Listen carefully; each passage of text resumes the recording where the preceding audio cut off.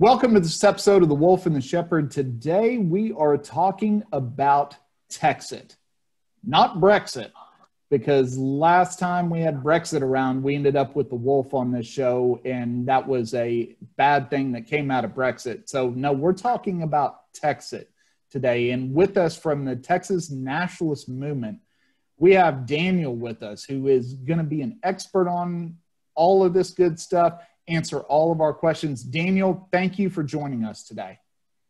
Hey, thank you guys so much for having me. Now, Daniel, can you first of all just explain the title Texas Nationalist Movement? Because a lot of people out there have a view on the word nationalist, and it's not always a positive view of that word. Can you explain how that word kind of fits into everything? Yeah, I'll tell you, the TNM was founded in 2005, but we were very careful about how we created the organization, how we named it. The framing of our mission took almost 18 months to get right. So Texas Nationalist Movement was a name for the organization that was chosen with a good deal of thought. And back when we were considering it, there was some hand-wringing over using that word nationalist because of the connotations from the mid-20th century, right? But one of the things that we noticed was that, we had to be true to who we were and what we were going to be doing as an organization. And so there were a couple things that led us to make that choice. The first one was a reference in historical literature to Mirabeau Lamar, who was the second president of the Republic of Texas. He's typically known as the father of Texas education, but he became known as the father of Texas nationalism. And part of that was his firm belief that the Republic of Texas should maintain its independence, not join the Union. So as president, Lamar did a lot of things to foster this sense of Texas nationalism as being a nation among nations. So there was that component of it where we had this historical touchstone of President Lamar. But even more important, I think, than that is the sense that nationalism, by its textbook definition, doesn't have the negative connotations that people have associated with it. In essence, a nationalist or nationalism is a belief in one's nation, right, and its national independence. And we actually have a video about that on our website at tnm.me, which takes the person through the process that we went through. But the important part of that is understanding the word nation, right? We approach Texas with a very similar view to those people in the early days of the Republic, where we view Texas as a nation. By nation, I mean people. And we knew that every successful independence movement over the last 70 plus years has had, number one, a people focus, and number two, an explicit recognition of their own nationhood, right? It's actually referred to in academic literature as internal recognition. So we, after a bit of hand-wringing, we said, look, we have to be true to who we are. People are going to label us whatever they're going to label us anyway, right? Because they're opposed to the things that we're standing for, AKA Texas independence. So what we have to do is we have to be true. We have to call ourselves what we are. In our sense, we are the Texas Nationalist Movement because we are an organization comprised of people that are Texas nationalists who believe in the nationhood and the independence of Texas. So that's where the name came from.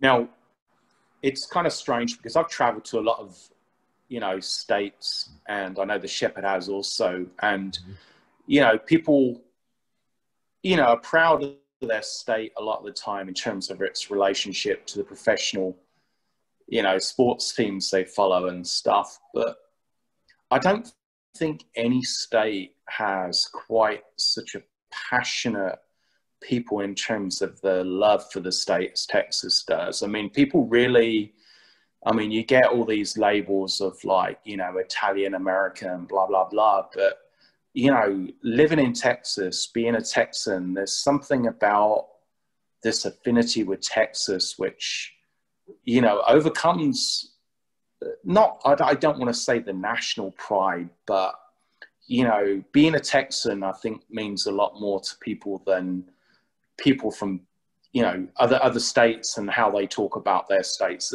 I've just not seen that pride in, people coming from other states, like somebody from Texas. I mean, you feel like you're part of the country being in Texas without even any knowledge, of this Texas Nationalist Movement. I mean, Texans love Texas. I don't know if you can really say that about too many states in terms of, Yeah, well, I mean, come on. When's the last time you saw an Iowa-shaped waffle iron? I mean, right. Let's get real. But look, the author John Steinbeck wrote a book called Travels with Charlie, where he loaded up the dog in the vehicle and wanted to tour around America to figure out what made America America. And when he got to Texas, Steinbeck wrote that there was a sense that he had entered a different country. And there's some phenomenal quotes in there. He talks about Texas as an obsession. Texas is a state of mind. He talks about a Texas outside of Texas. A Texan outside of Texas is a foreigner. And then he talks about Texas is a nation in every sense of the word. So, it was interesting to see Steinbeck's recognition of that, not back in the 1800s, but in a modern era that people are still alive today that understand it. And I think at a very fundamental level, Texans all exude that Texan pride, the fact that we are in every sense a nation, and I think that is really at the heart of, we may have our political squabbles, but at the end of the day, Texans believe that they're Texans, and, they may call themselves Americans, they may call themselves whatever, but you ask a Texan when they go outside of the country where they're from, they will answer Texas. They will not say the United States. They will say Texas, because that's just who we are. Yeah, and absolutely. I mean, there was a time maybe about 20 years ago, I used to fly back to Europe pretty frequently. And it was just amazing. I'd always used to fly back, well, most of the time back into like JFK and stuff, and I was glad to be back in the States. But there was something different about when I touched down in DFW and my feet suddenly touched Texas soil again. I mean, it's just a very different feeling, and it's hard to explain to people outside of this, outside of Texas. It's certainly hard for me to explain, to my relatives, back in Europe and stuff. But what I want you to be able to really kind of explain, to our listeners and our viewers is a lot of people view this whole kind of secession thing as very pie in the sky, like, how does this happen? How could this happen? Sure. And it's basically because a lot of people don't do much research, and so they kind of, dismiss it as a possibility. But, can you kind of really kind of outline, the first kind of hackles up type of objection to maybe the secession of Texas, just the most commonly asked questions or skepticisms people have, and just kind of deflate those so people know up front this isn't this pie in the sky thing, that this is actually a serious topic. Yeah, it's interesting because we obviously get a lot of questions. You can imagine some of the questions I have had to answer over and over again. But I think a lot of those questions come from sort of a fundamental misunderstanding of how the process works, and really almost a lack of perspective. One of the stats that we talk about quite often is the number of, at the end of World War II, the number of recognized self-governing independent nation states was a little north of 54. Okay. In 1945, the United Nations started, and they had 51 original members, right? But by the end of the 20th century, you had 192 recognized countries around the world, and that number grew after the 21st century ticked over. And so, what for us, I think, is important is to gain some perspective. I think people around the world have an easier time grasping the concept of Texas independence than sometimes our folks here do, because they have seen this happen around the world. You know, those new countries did not fall from space. The earth did not get any bigger.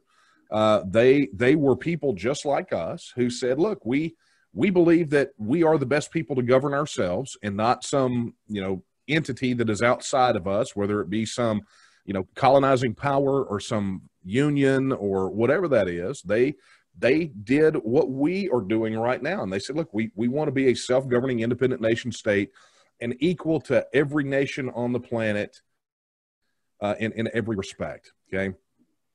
So it's not a foreign concept to say Texas can stand as a nation among nations. If all those other countries that are now on the globe were able to do it, then it's obviously something that's within our grasp, because those people are no better than we are, right? If it's a problem and they can figure it out, then we can figure it out too. But the other part of that is, beyond perspective, is, you know, these seemingly intractable problems that people throw up, you know, like, what are we going to do? You know, how are we going to survive without all the federal money?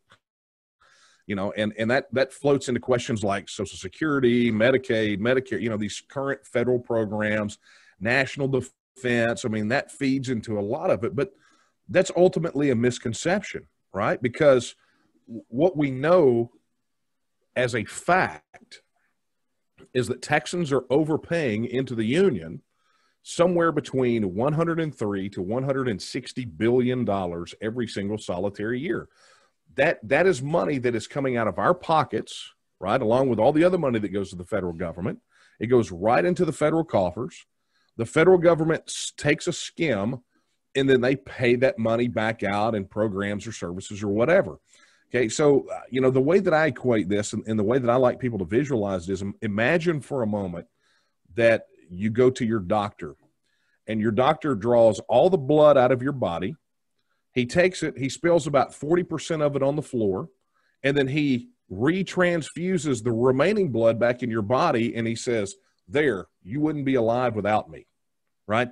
That is the monetary relationship with the federal government. So when you understand that every dollar that flows into Texas from the federal government first came out of my pocket, came out of your pockets, then, you know, after taking a little bit of a haircut comes back, now all of a sudden you realize that when you start thinking about these programs like Social Security or Medicare or Medicaid or any, you know, national defense, all of those things that people talk about federal money coming into Texas, if we kept our money here at home, we could not only fund those programs, but have a surplus enough to eliminate things like property tax.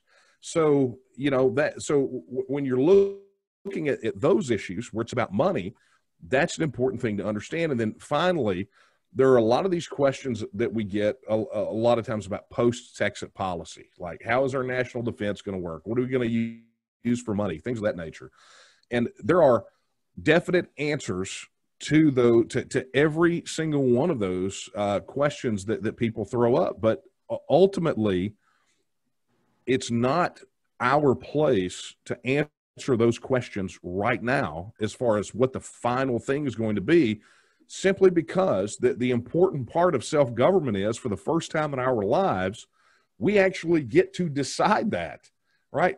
Up until the point of Texas independence, those decisions are all being made by 2.5 million unelected bureaucrats in Washington, D.C.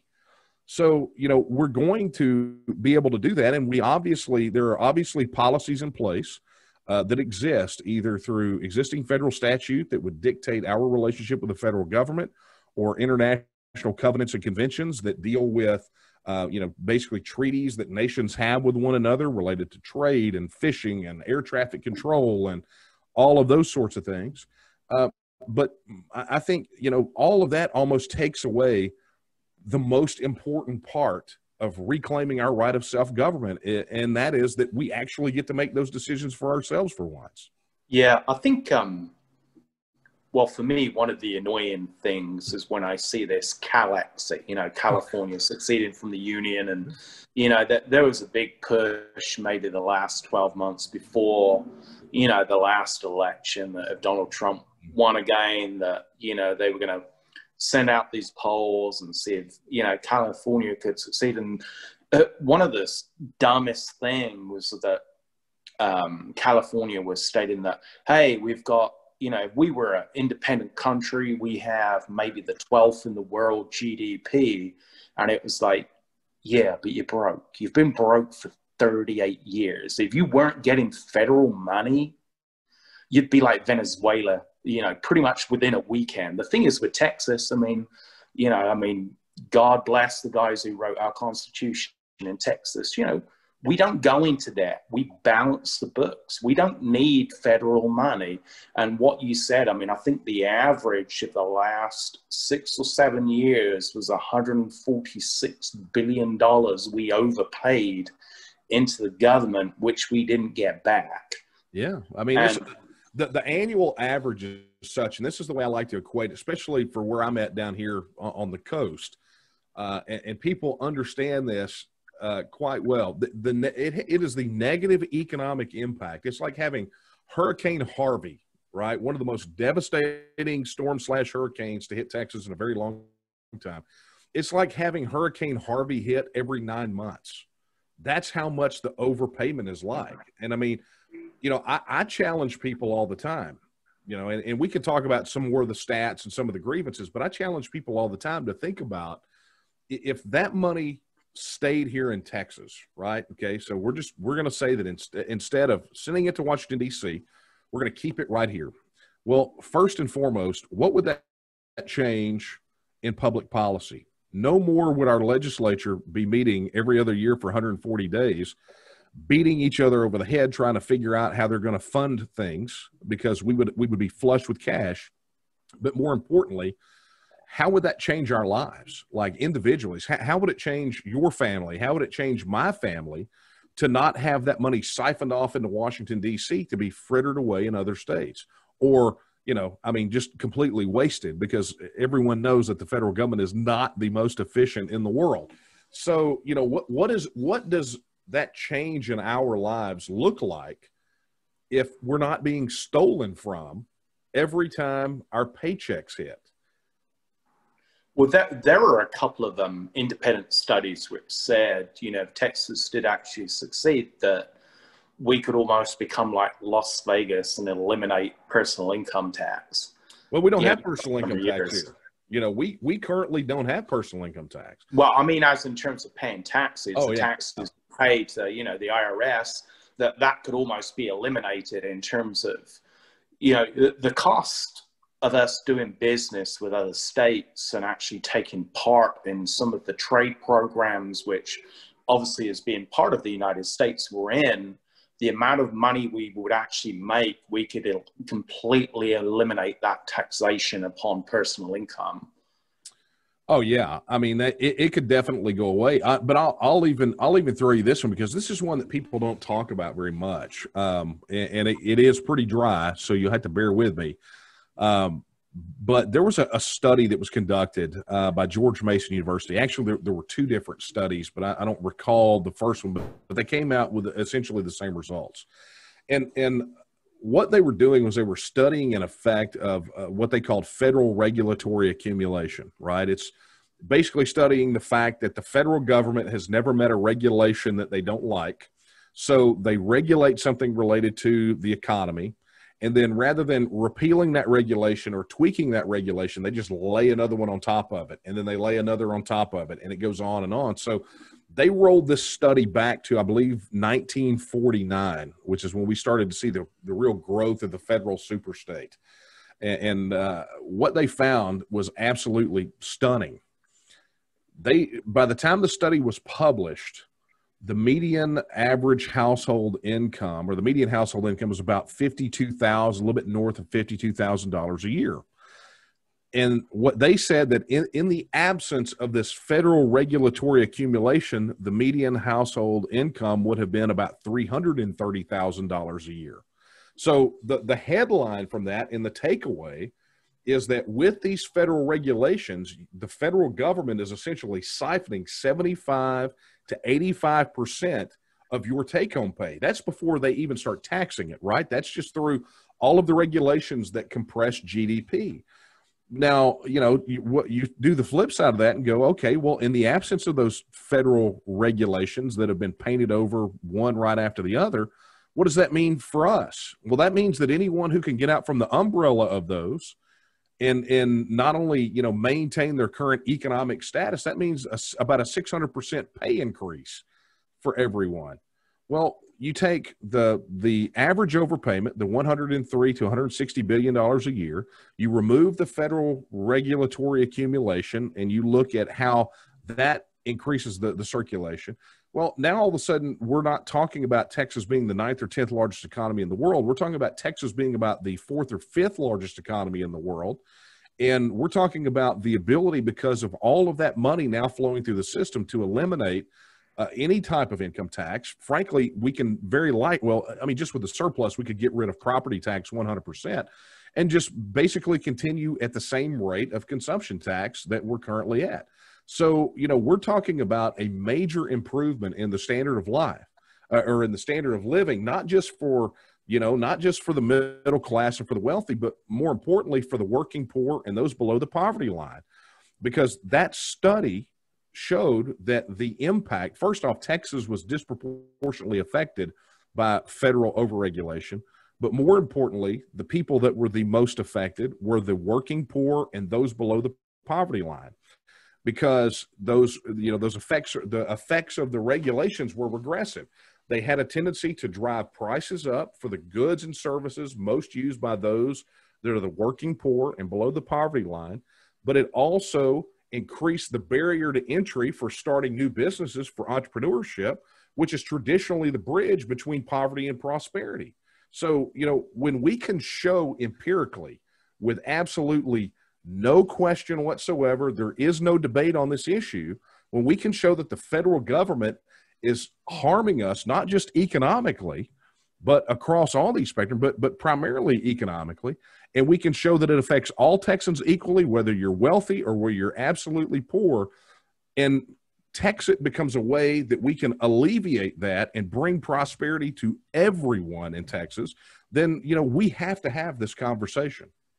Yeah. Now, one of the, I think, big fears people in Texas, and I'm even talking about some native Texans, not just newcomers to the state over the last couple of decades, right, have is basically the infrastructure. They hear these horror stories about, oh yeah, you won't be part of the national grid, the water system, agriculture, yep, tech. And then it's like, spend 5 minutes on the internet. I mean, I think we have 2 electrical grids of our own.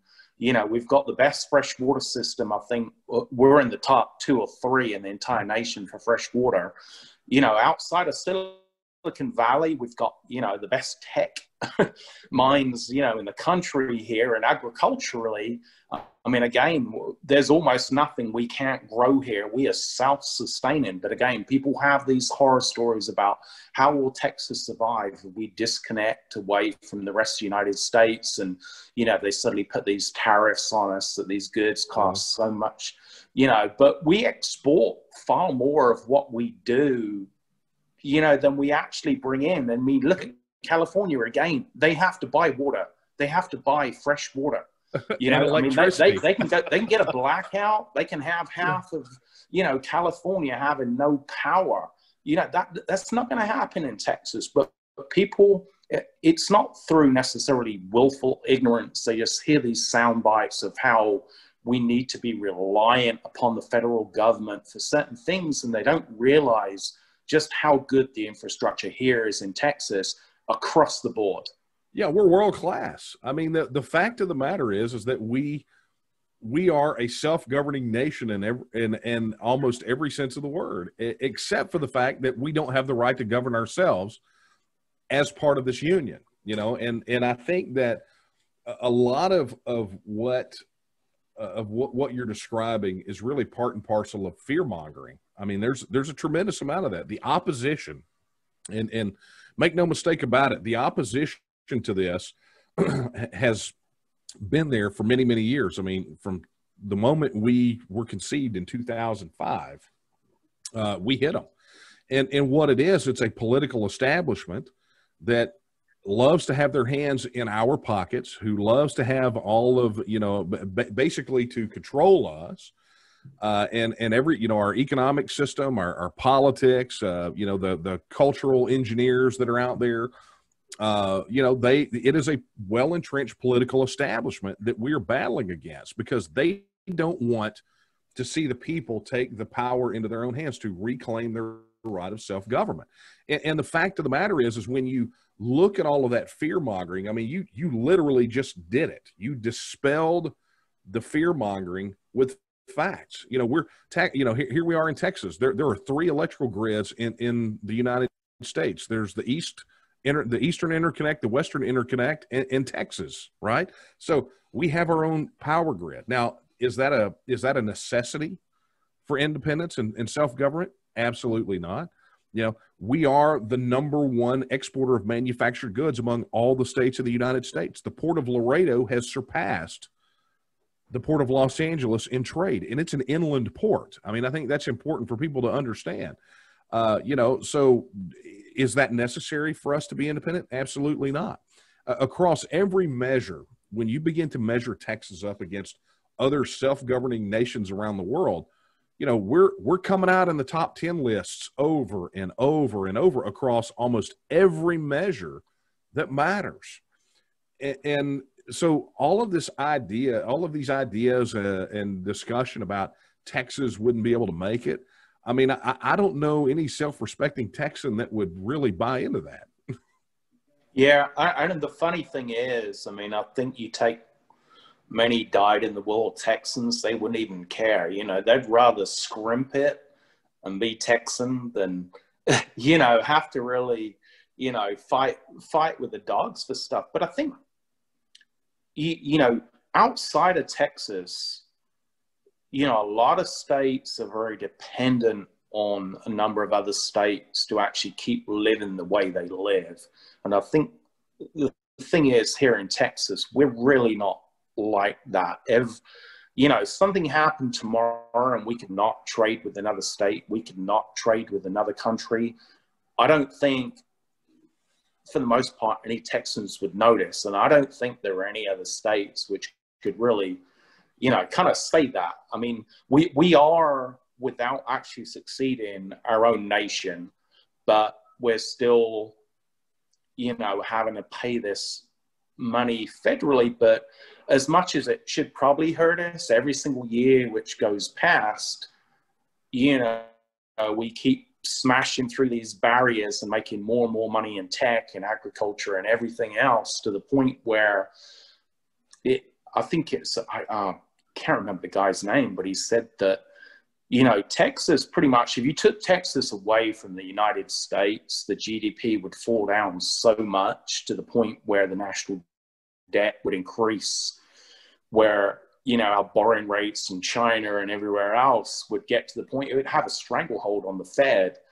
And, Texas, we don't need the United States. The United States needs Texas. I mean, that's been proven economically. I mean, it's been proven in terms of, you look at, across the military, they need Texas. In terms of, strategic point, you need Texas. In terms of agriculture, in terms of a lot of things, the United States needs Texas. And sometimes I feel like, I don't know, I kind of get a little bit angry in the way we're treated at times, and the attitudes towards Texas, because, it's just like, well, we don't need you type thing. But again, I mean, we're all, that's the thing. In Texas, we are patriots. We do love our country. We do love the United States. But, many of us, we love Texas more.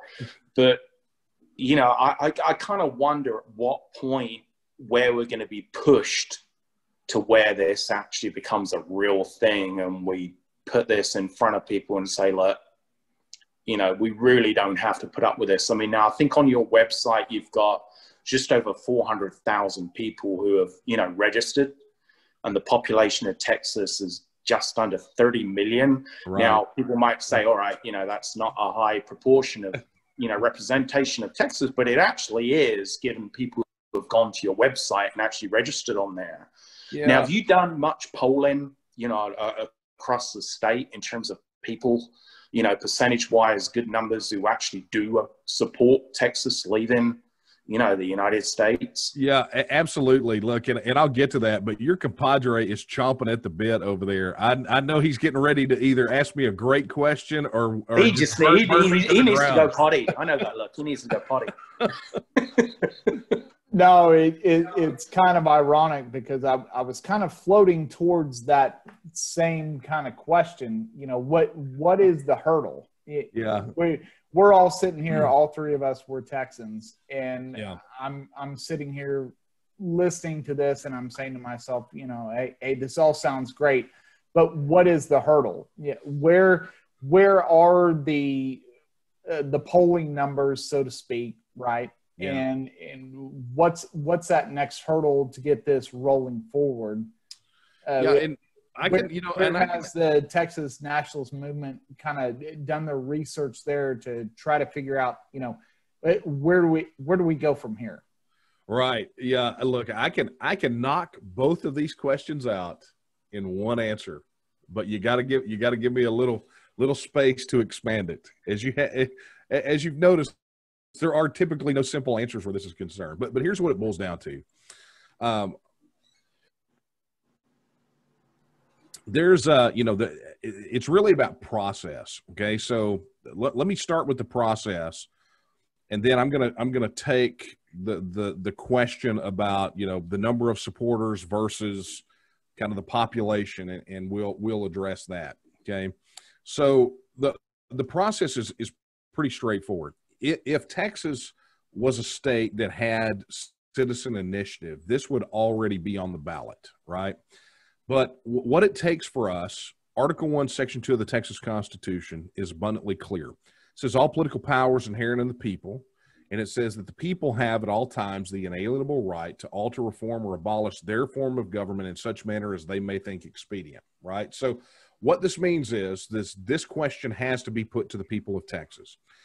So the first step in this process is we have to get this on a ballot for the people of Texas to vote on.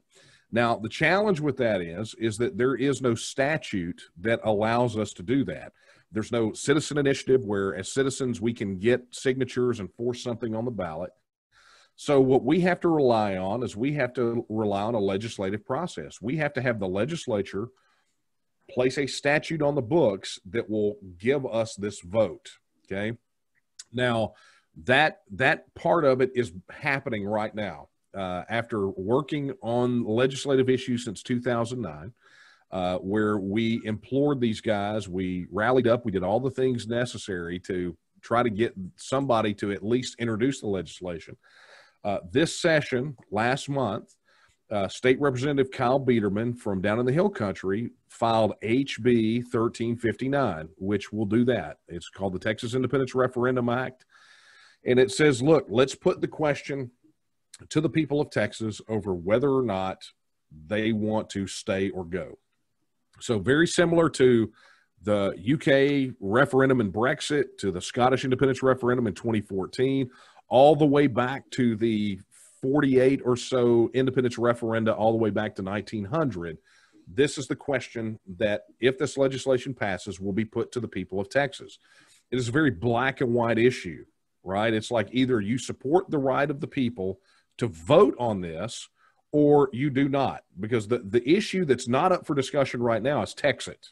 The issue related to this legislation is whether or not an elected official believes that the people are smart enough and competent enough to make their own decision on this issue.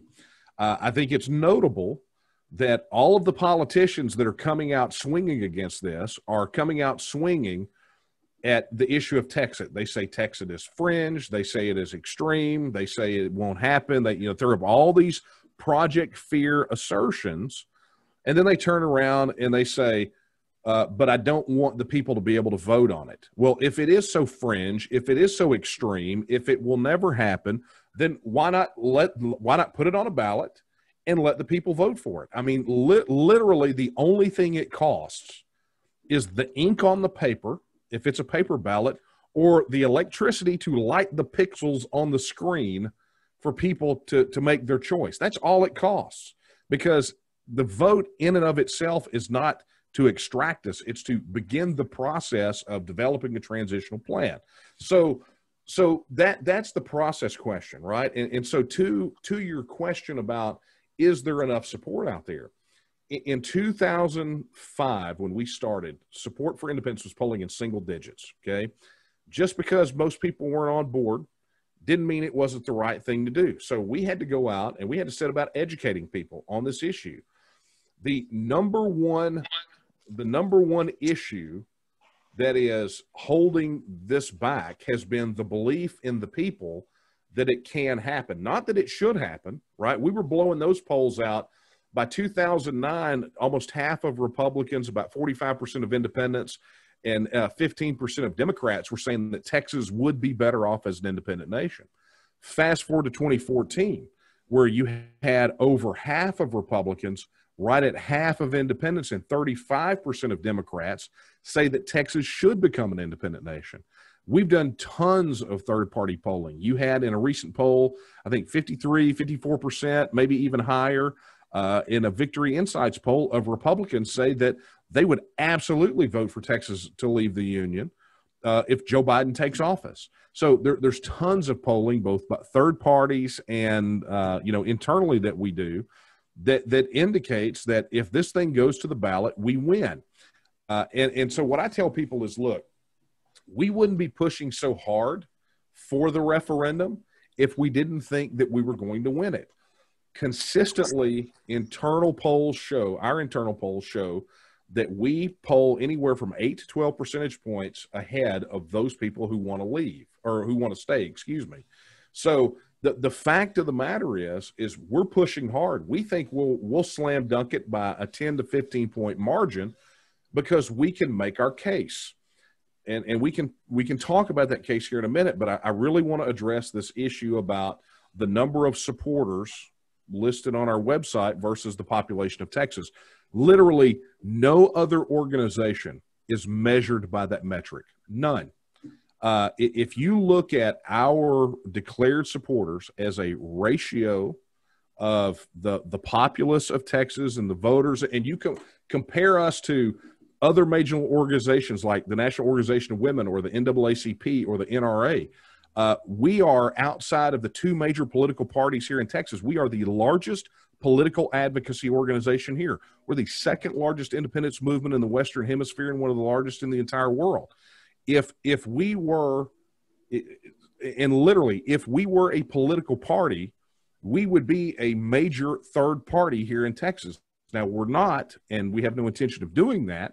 But the fact of the matter is that when it comes to the size of our organization, the opposition loves to look at that number, right? We put it up there on purpose. That wasn't an accident. We needed to overcome the greatest weapon that the opposition has had. And I alluded to it a moment ago. It's when the politicians talk about this idea of being extreme, when they talk about that it's fringe, the greatest weapon that they have in their arsenal that has kept this back is us. It's the people themselves. So what we have done, our strategy has been to engage in this like retail politics, like any other political advocacy organization, and to remind Texans that feel this way that they are not alone. We literally instruct our volunteers to, at this moment in time, do not look to convince anyone. That's not the battle for today. That is the battle for when it's time to go to the polls and vote on Texas. The work that we have to do right now is connect with Texans who are already convinced. There are enough of us in Texas right now that believe that not only Texas would be better off as an independent nation, but that we should make that choice, that we can not only get a referendum on independence, but we could win that referendum. Are we a little bit concerned about the influx of what I'd love to call foreigners, right? You know, that you're talking about California, right? Californians are running over here to Texas. New Yorkers are running here to Texas. Everybody's jumping in and saying, you know, hey, not only do I want to move to Texas, I want to go ahead and tell all my friends to move to Texas. and then they show up here. Now you put something on the ballot and you say, hey, we're going to be independent. And these guys that come over from different states are saying, well, and now hang on a second. I thought I was just moving to a different state because I've lived in 4 or 5 different states before. I don't want to move countries. I just want to live in the U.S., but, you know, Texas is so much better. And of course, we all know that, right? But now all of a sudden you put this ballot initiative out there and all these people do have the right to vote. Is that a concern? Well, I think it is a concern, but look, I'll answer that from number one, from our experience and the experience. Well, let's take experience out of it. I'll answer it from that, but I'll also give you hard data on how things really are. There is a concern out there about folks that are moving into Texas from these other states where they have had these failed economic policies and failed social policies, and the politics is about, you know, teetering on, you know, Karl Marx wet dream. But the bottom line is our experience has been that so many of those people that are coming to Texas right now are coming to Texas because it's Texas and because they are essentially political, cultural, or economic refugees from the state in which they live, right? So those failed policies are driving out people who are, in a large sense, Texans in spirit, right? They have an independent spirit. They believe that the government that governs best governs least. They don't want the government with their hand jammed down their pockets, you know, all of those sorts of things. So those people are fleeing those places as essentially refugees. And what we're hearing from, you know, so many of those people is many of them are coming here specifically because they expect Texas to leave the Union and they want to get here before they need to apply for a visa to get here. So, you know, that's a wonderful scenario to be in, and it's anecdotal, but let's talk about real on the ground politics. And you don't even have to take my word for it. Governor Greg Abbott was speaking at an event with the Texas Public Policy Foundation a couple of weeks ago. And he talked about, he actually told this story. So if anyone wants to fact check me, go look and see what the governor said about it. Oh, now before you go any farther, nobody fact checks our podcast. Well, look, I'm used to it, right? Yeah. We made a comment that dwarves make up 72% of the population, and nobody questioned it. So. Yeah. Okay. But I'm still putting the challenge out there anyway. Okay. Yeah. Because someone will. I get fact checked more than anyone, I think. Yeah. Now, can I interrupt you real quick? When I mentioned that, you know, your website had over 400,000 registered users and there's just under 30 million in Texas, that is actually quite a high percentage of people who identify with a movement when it's online. Because it was just like when, you know, Donald Trump got elected the first time around, you know, that sleeper movement, you can never allow for that sleeper movement. So whenever you see, like, say, you know, you've got over 400,000 supporters on your website, the numbers are going to be astronomically higher than what it is there. And I think, like I said, there needs to be either a catalyst, some kind of timber box, which is really going to make people take this seriously. And I don't know economically, you know, how this government, which we have now, is going to be treating things across this next 6, 12, 18 months, 2 years, 3 years, whatever. But we do know that Texans, you can only push them so far. Sure. And there's some people who are very passive, who might not necessarily identify, you know, with the Texit movement, who, if you push them, these good old boys in West Texas and East Texas and here, there, and everywhere, you know, they may not be nailing their colors to the mast at the moment because there's no need to, but you push them into a corner, you make things difficult for them, you start hitting their paycheck, you start affecting their family and stuff. These people are going to come out and really, you know, bring more numbers to this movement. At the moment, you've just got the people who, that they just give an opinion, because none of us are in a boat at the moment in Texas where anybody's pushing us to have to really give an opinion on things, you know? And that's why I think that number, that 400,000, is actually pretty freaking impressive, given we're not in a pressure situation to actually give an opinion on it. Sure. Oh, look, you know, there are two points on that. You know, if you look and see how many, like if you want a textbook definition by statute of how many members there are in the Republican Party of Texas, which is the dominant political party, that number by statute definition is about 2.1 million. Okay, so that's, if you want to know how many actual Republicans there are, that's about 2.1 million. So where did the rest of those votes come from, right? So it's not who has declared their support. It's, at the end of the day, how many people are going to go vote for this on the ballot. And there is a correlation between the two, right? You can show that. But what we've always said is that every discussion about this is just a thought exercise until it gets on a ballot, and then it becomes real.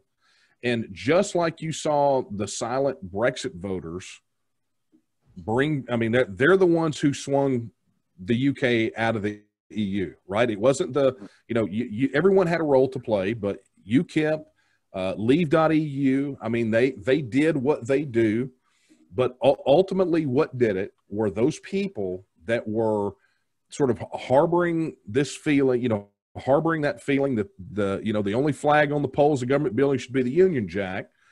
Those people are the ones that had never said anything to anyone, had never attended a meeting, had never attended a rally, had never joined anything, but waited for the opportunity where their voice would matter, where their vote would count. And that's where we are right now. When we're out here doing this work, we're connecting with the people that are convinced. We're connecting with people that have been waiting for this their entire lives, people who may have just swung over to it because of external circumstances, whatever their impetus was. But there will always be a chunk of people here in Texas that have been feeling this way their entire lives, and all they've wanted is the opportunity to cast a vote. So you want to talk about the catalyst. I mean, our goal, our milestone, our first milestone on this road was to get legislation filed. That's been done. Now the horse is out of the barn, right? Whether the legislature passes it this session or stands in the way, it will have repercussions until probably for the next 100 years of Texas politics. And the people of Texas who have had an opportunity to potentially vote on this thing are not going to give up and go away. This issue will define politics more than any other policy issue that Texas government has tackled, and it will. And look, this is not hyperbole. What's happening in the next few weeks will determine the course of Texas politics for the next 100 years. Now, can I ask you a question? And I know this is, again, one of the most common questions which comes up when we talk about succession of the state. And I'm having to go from my memory here, but I'm a genius. I'm sure I can remember it. It was can a state legally concede? And I think it was 1869. Texas versus White. Texas versus White, right? And the Supreme Court, hold on one second, they ruled that unilateral succession was unconstitutional unless revolution or consent of the states could lead, to a successful succession. Now, what does that, that's the thing when most people look up about whether a state can succeed. Can you answer that? Because I know that in itself, that ruling is not absolute. I mean, it's garbage. It's garbage. Yeah. Okay, so here you go, gentlemen, and I use that term in the most endearing sense. I am going to take this opportunity on your podcast to put a stake through the heart of Texas versus White, because it is absolutely and utterly ridiculous. And here's what I'm going to tell you first off. 99.9999% of the people who throw that out as an excuse have never read the case, don't know any facts about the case, and have no knowledge of anything that happened in the Supreme Court after that, right? They heard it from some third-rate adjunct professor at Bug Tussle Community College who got tinged by a local media outlet to chime in on this. And it's so much garbage. Okay, so let me just start off by laying the groundwork before I get to Texas versus White. The United States Constitution is absolutely silent on the issue of a state leaving the Union. And some people will say, well, that means that the Constitution doesn't allow you to do it. It's like, no. You don't understand how this works. The United States Constitution is a limiting document on the federal government. Literally in Article 10 is a list of items of things that the states cannot do. The list. States cannot coin money, right? I mean, there's an entire list. Leaving is not on that list, okay? So what the operative section that we got to worry about now is the 10th Amendment, right? Which says that any powers not given to the federal government are reserved to the people in the states, okay? So that means it's a state decision. And our Constitution is abundant. Article 1, Section 2 that I quoted earlier.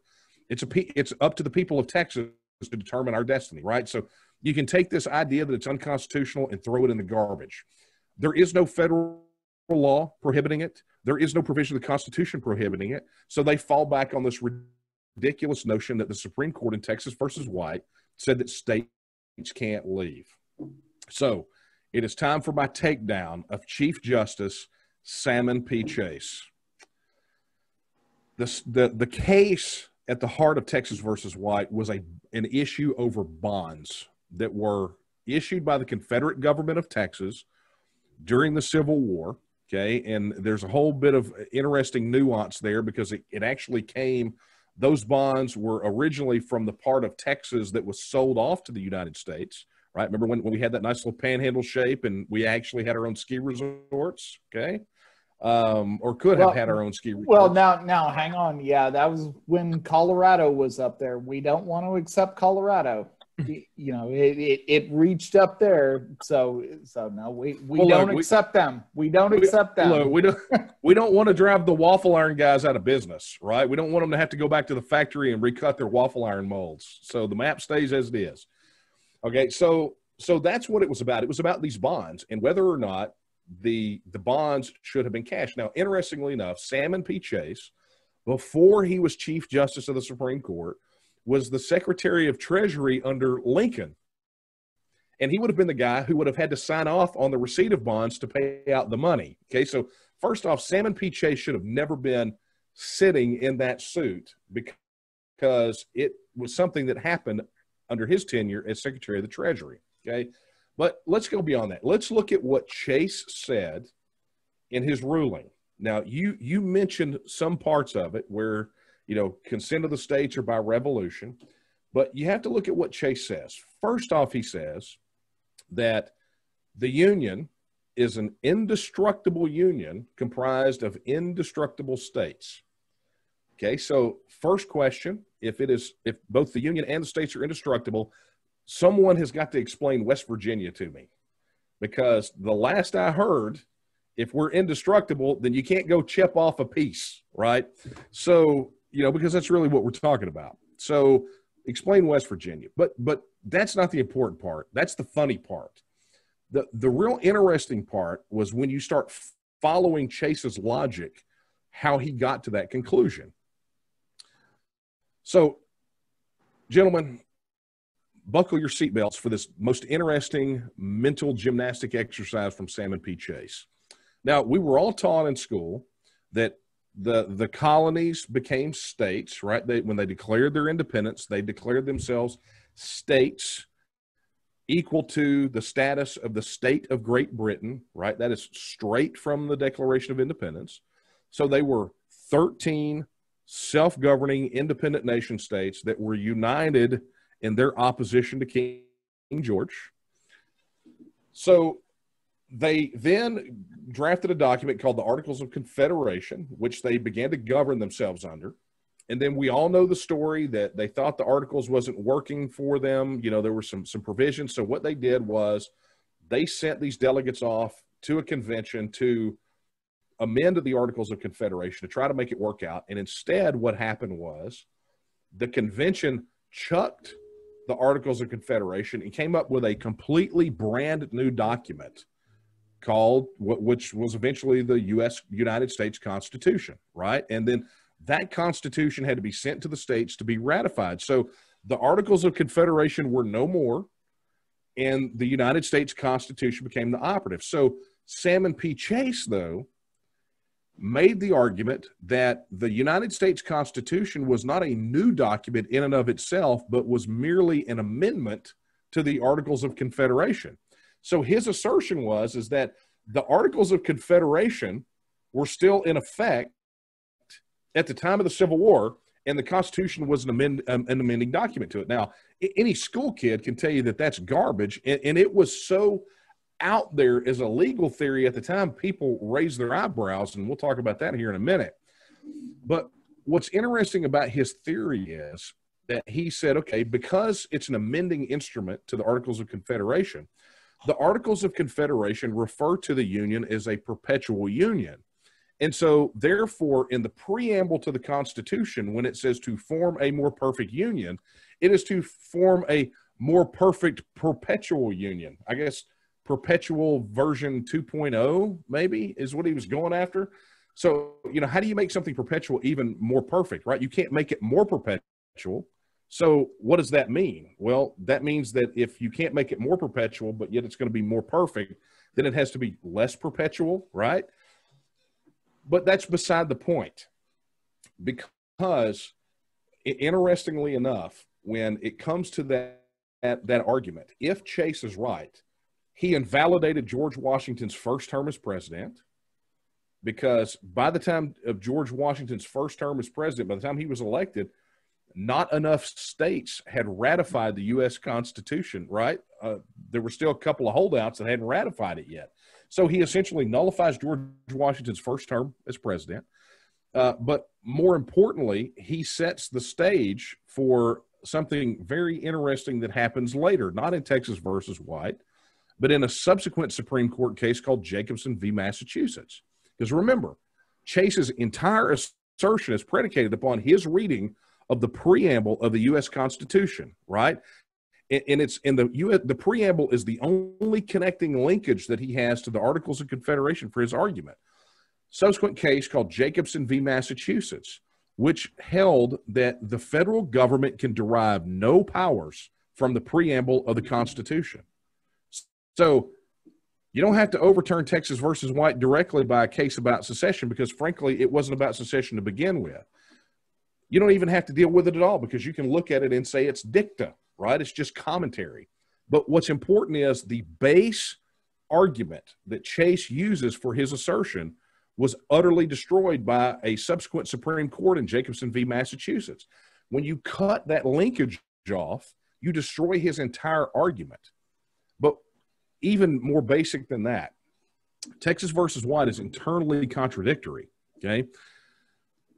When he says it's an indestructible union of indestructible states, but then later goes on to say, later goes on to say that there's no way for states to leave except by consent of the other states or revolution.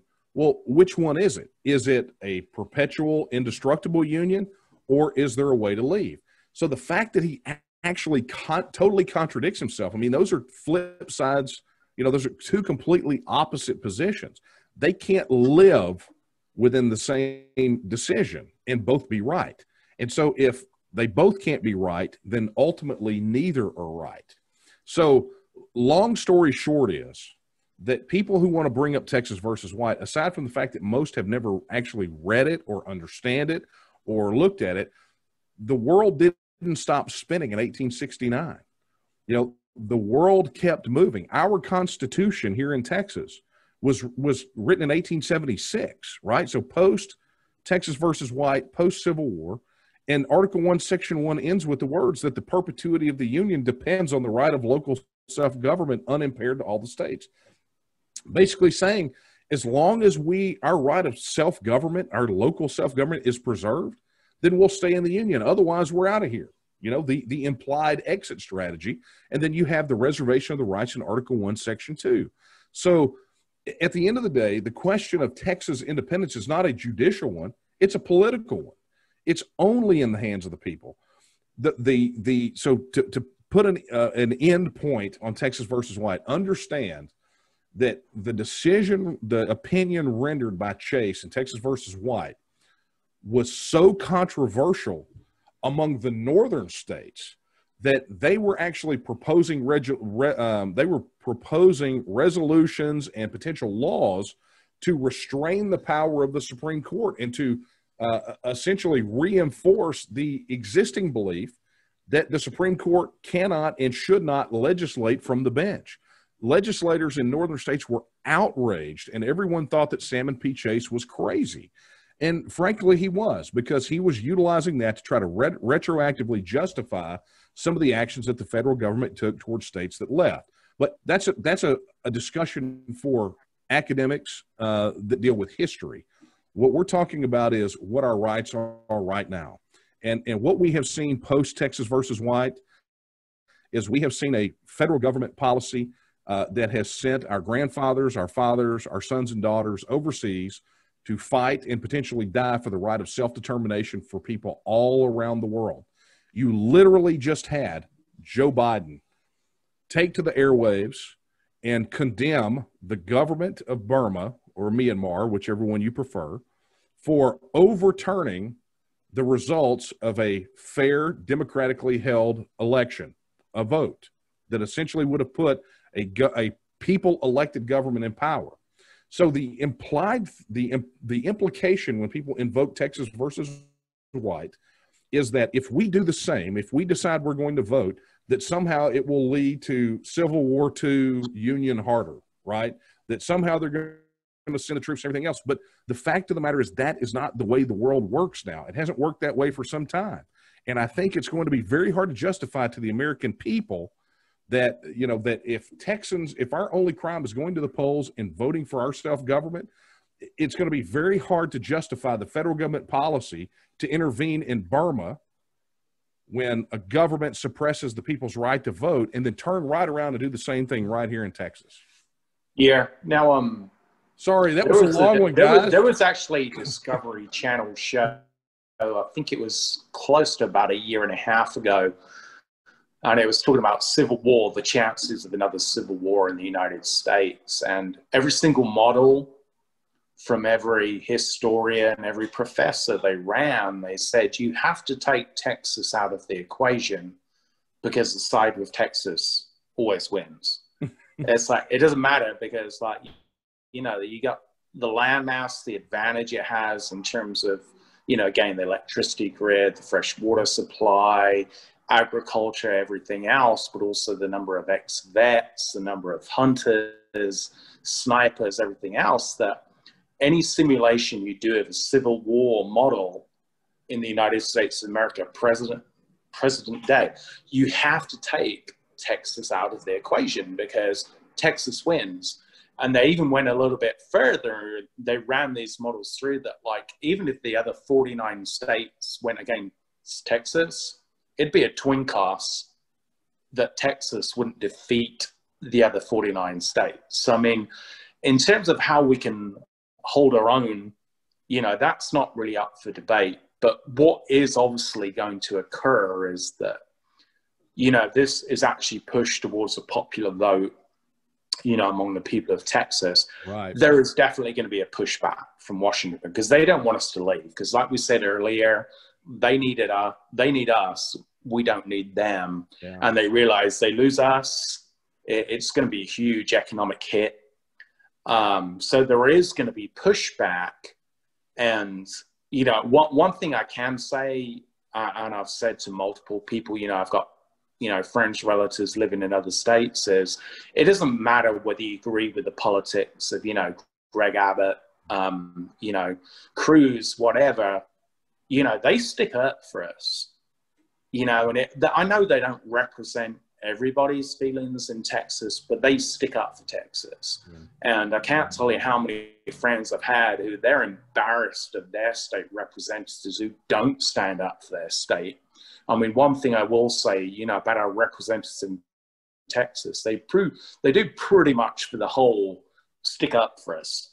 You know, I don't, and that's definitely not paramount among the rest of the states in the union. I mean, they really kind of pander to their own positions in terms of wanting to be reelected, who they're pandering to, you know, and the higher people in their party, you know, to the government. But our Texas representatives have done a pretty good job representing us and the people in Texas, you know, against a lot of the criticisms of you need to do this, you need to do that. We stand pretty firm against the federal government compared to the majority of states, I think. Yeah, but ultimately the question is, why should we have to do that all the time? I mean, Texas is constantly having to do battle with the federal government over encroachment, right? And I think it really sort of boils down to these tensions between the states, between one another in the federal system. And, you know, there are on the lips of many people a prediction of civil war. But what we have always said, when people start pitching Texas leaving the union, or any state leaving the union for that matter, as, you know, the start of a second civil war, we point to recent history to show us that rather than causing a civil war, it's going to ultimately prevent one. You know, there was the case of Sudan, where they had a civil war that raged for 30 years, millions dead in that civil war. And ultimately the solution to that, which brought peace, was to separate and to be North Sudan and South Sudan. So, you know, if the federal system is so broken that we're experiencing so much tension that people are even having conversations about a civil war, or implying that if a state were to leave, that military force would be used, it's definitely past time to have this conversation. We need to be having the conversation about separating ourselves now, rather than later, because there might not be a later. Look, somebody else, he's itching again. Yeah, I'm itching. You know, I'm the only one that's hitting the mute button. I'm sitting here, you know, trying to navigate all this stuff. But so one of the questions I've got for you is, a lot of times, if you look back in the history of the United States, right, and you have the different purchases, you have Texas coming in, you know, they were a country before they came into the Union. You had all these different aspects of how territories became part of the United States. Is there a possibility, or in your organization, that you've looked at that said, hey, let's back up and kind of reverse engineer this and be like Puerto Rico and say, you know what, we don't want to be a state anymore. We're going to go to a territory. We're going to let go of statehood and just go to territory while we figure out all this stuff. Has that ever been mentioned? Yeah, I mean, you know, there's the free association status. I mean, there's some things of that nature. But look, it's the only thing that is independence is actual independence, right? But you know, we go back down to that process issue and sort of where the misconception is for some people think that if we go to the polls and vote for independence, that, you know, Independence Day plus 1 minute, suddenly it happens, you know, and all of a sudden, you know, the garbage trucks don't run, and, you know, we're fighting each other in loincloths in the Thunderdome, and, you know, all of this craziness. And that's just not the way that it works, right? We're going to ban mail-in voting though, right? I'm not going to do Well, that. it'll be up to us, right? Yeah. But you know, the fact of the matter is, the process itself is the people express their will, and then it's up to us to carry out that will, right? We have elected officials for a reason, and constitutionally, those guys make the laws. They work out the transition plan, and, you know, obviously with all the input from everyone. But we have a system in place, right? It's not like the system evaporates after an affirmative. So, you know, we've got transitional issues we've got to deal with, but everything stays the same until it changes. And how it begins to change is all going to be predicated upon the actions that we have to take. Now, there are definitely some transitional things that are going to have to happen. We've got offices that are constitutional offices that are going to have to be expanded to deal with our role as a nation among nations. For example, you know, the one example I use all the time is Secretary of State, right? Our Secretary of State doesn't deal with international issues. We would probably have to expand the power of Secretary of State's office to deal with the international issues. And there are some others, the comptroller's role, dealing with monetary policy and things of that nature.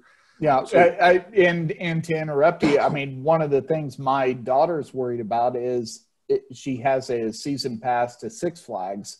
So, here in Arlington, is her season pass for Six Flags going to be able to get her into any other park in Six Flags everywhere else?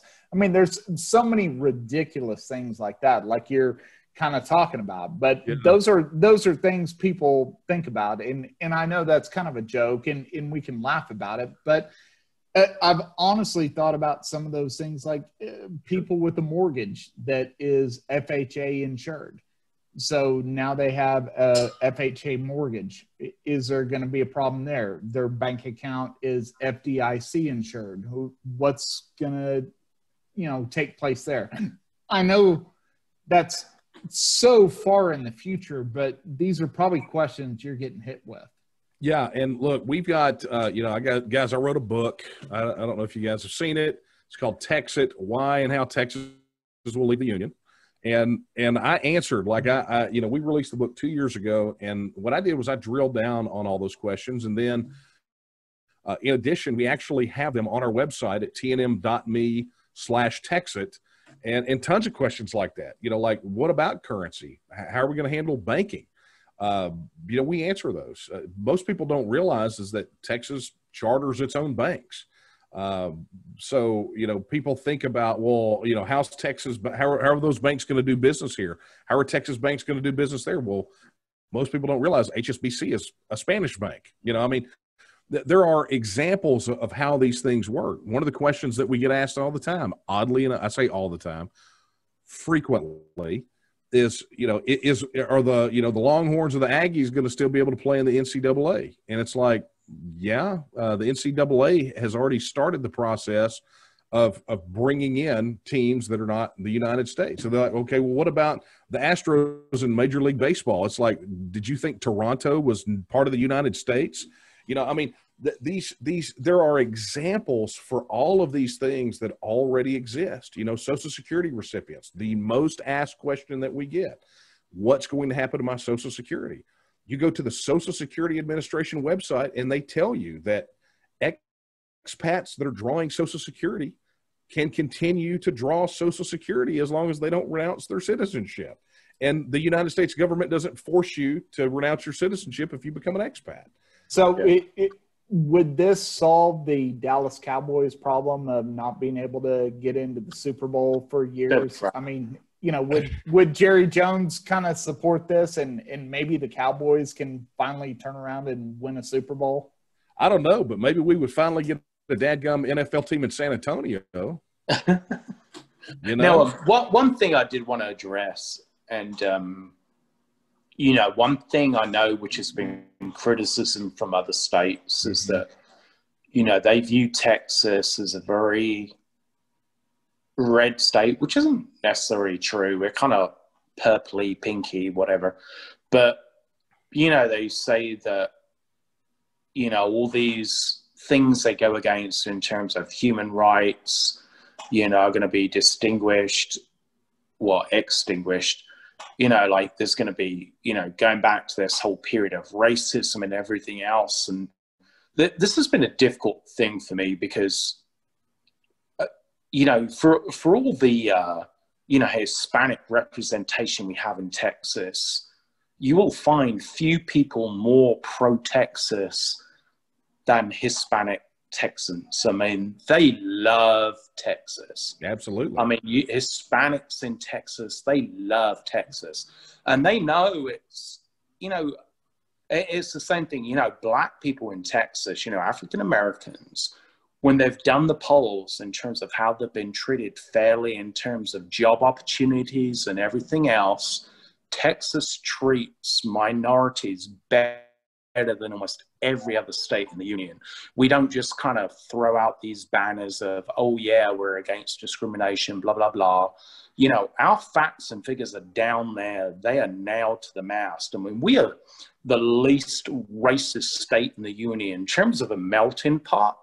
You know, I know that was supposed to be the whole, you know, thing for the United States, but in Texas here, I mean, it really is. I mean, everybody here, it doesn't matter if you're black, Hispanic, Asian, whatever, they're proud to be Texan. Yeah. And, you know, all the white people here, we love how Hispanic, black, Asian brothers, sisters, we love you. You're Texans. And that's one of the biggest, you know, I think people outside of Texas, you know, they try and criticize us and say, oh, well, it'll be, you know, if you're not a Christian, you're not welcome. If you're not white, you're not welcome. But that's the biggest bunch of BS ever. I mean, we freaking love you because you're here and you're Texan. Well, look, here's the bottom line. And anyone who doesn't acknowledge the fact that Texas is the melting pot that everyone believed America was, it's just, they're ignorant. They don't know us. They're prejudiced against us or whatever. But look, I think it's important to understand that this issue of Texas independence, not just Texas itself, and I say this because people like to couch the Texan issue as a Republican issue, right? And what we have said since day one is that it is a transpartisan issue, right? It's a transcendent issue and transcends above the normal partisan politics. And a testament to that fact, excuse me, a testament to that is that the demographics of our organization more closely resemble the demographics of Texas as a whole than either major political party. And what that tells you is that our message resonates. Regardless of your ethnic background, regardless of your socioeconomic background, we view one another as Texans, okay? And all of us within the TNM, those that are in and those that will be in before this is all over with, they all acknowledge the fact that a Texan is a Texan is a Texan, regardless of any of those things that the politicians, the pollsters, and the pundits use to divide us, right? We won't, as Texans, we won't be divided by those things. And we can, as you know, what's amazing about Texas is the fact that everyone who gets here wants to adopt the Texan mindset. They want to adopt the dress and the speech and everything else. And all of those people that come here, they bring their flavor. You know, I get the best Vietnamese food in the world right here in Southeast Texas. And I love it. And I get it from a guy who wears a cowboy hat and has a thicker accent than I do, a thicker Texas accent. So, you know, I mean, it's an amazing place that gets a bad rap from people who just hate us because they ain't us. Yeah.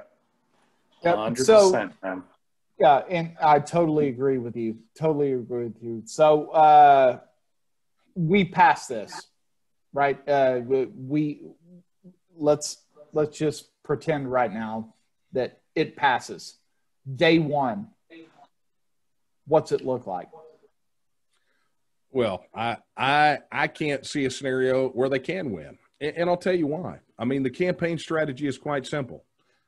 For us, we intend to mount a major campaign. I mean, look, we're statewide right now, advertising. I mean, our campaign has already started to get this across the finish line, this legislation, and then ultimately get the referendum across the finish line. But here's what it boils down to. We can make our case for why we should leave, and they can't make a case why we should stay. Here's the question. After many years, I got sick and tired of being asked to defend every piece of our goal for Texas independence. And so one day we decided to flip the tables and start asking this question. If Texas was a free and independent nation today, in every respect, we had our own money, we had our own passports, our own embassies overseas. We govern our affairs like any other self-governing independent nation. And you were asked the question, should Texas join the Union? What would your vote be? Would you vote to join? No. Well, guess what? I mean, that's a hard no for me. Guess what? It's a hard no from everyone. I mean, I literally, started asking that question, and I haven't found a person who said absolutely yes. Because the question is, what is your selling point, right? Is it the nearly $30 trillion worth of debt? Or is it the fact that we're going to immediately be crushed under 180,000 pages of federal laws, rules, and regulations that if we printed them out and stacked them up would be taller than the San Jacinto Monument, which, by the way, is taller than the Washington Monument? What is that selling point? And the fact of the matter is if you would not vote to join, then why in the world would you ever vote to stay? Hey, I joined the union and I got this crappy T-shirt.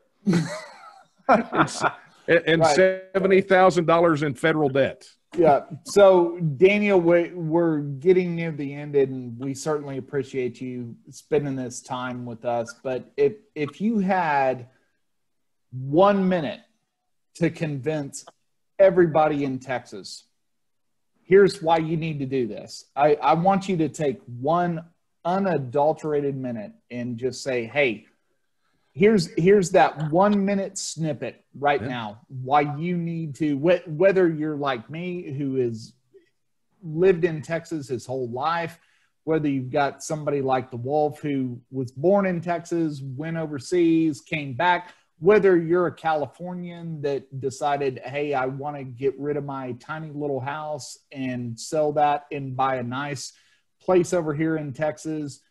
No matter what, that 1 minute, give me a nice 1 minute commercial as far as why this is important, why everybody needs to be focused on this, why we need to go ahead and say it's time for Texas to leave the union.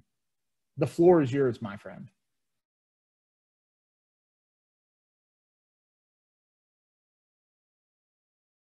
Look, the bottom line is that whether someone is in favor of Texit or against Texit or on the bubble about Texit, the fact of the matter is that every one of us at a very fundamental and visceral level understand that something is wrong. Something is wrong with governance. We're being crushed under the weight of those federal laws, rules, and regulations. We understand that politics has gotten poisonous from the federal level, pushing its way down into Texas. And we all, I think, at a fundamental level, again, understand that a moment of decision is really at hand for all of us as Texans.